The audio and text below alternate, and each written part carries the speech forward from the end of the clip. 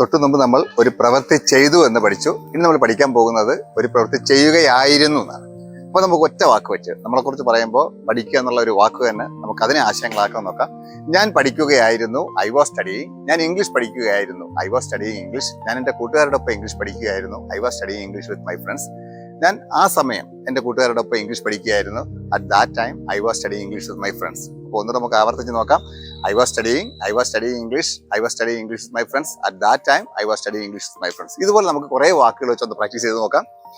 കളിക്കുക, പ്ലേ. കളിക്കുകയായിരുന്നു, ഞാൻ കളിക്കുകയായിരുന്നു, I was playing. കളിക്കുകയായിരുന്നു, കളിക്കുക, പ്ലേ. ഞാൻ കളിക്കുകയായിരുന്നു, ഐ വാസ് പ്ലേയിങ്. ഞാൻ പന്ത് കളിക്കുകയായിരുന്നു, ഐ വാസ് പ്ലേയിങ് ഫുട്ബോൾ. സഹായിക്കുക, ഹെൽപ്പ്. ഞാൻ സഹായിക്കുകയായിരുന്നു, ഐ വാസ് ഹെൽപ്പിംഗ്. പോവുക, ഗോ. ഞാൻ പോവുകയായിരുന്നു, ഐ വാസ് ഗോയിങ്. വരിക, കം. ഞാൻ വരികയായിരുന്നു, ഐ വാസ് കമ്മിങ്. ഉറങ്ങുക, സ്ലീപ്പ്. ഞാൻ ഉറങ്ങുകയായിരുന്നു, ഐ വാസ് സ്ലീപ്പിംഗ്. വാങ്ങുക, ബൈ. ഞാൻ വാങ്ങുകയായിരുന്നു, ഐ വാസ് ബൈങ്. തുറക്കുക, ഓപ്പൺ. ഞാൻ തുറക്കുകയായിരുന്നു, ഐ വാസ് ഓപ്പണിംഗ്. അടയ്ക്കുക, ക്ലോസ്. ഞാൻ അടയ്ക്കുകയായിരുന്നു, ഐ വാസ് ക്ലോസിംഗ്. ഇങ്ങനെ ഏതാനും വാക്കുകൾ കളക്ട് ചെയ്ത് നിരന്തരം പ്രാക്ടീസ് ചെയ്യുക. ഓക്കെ.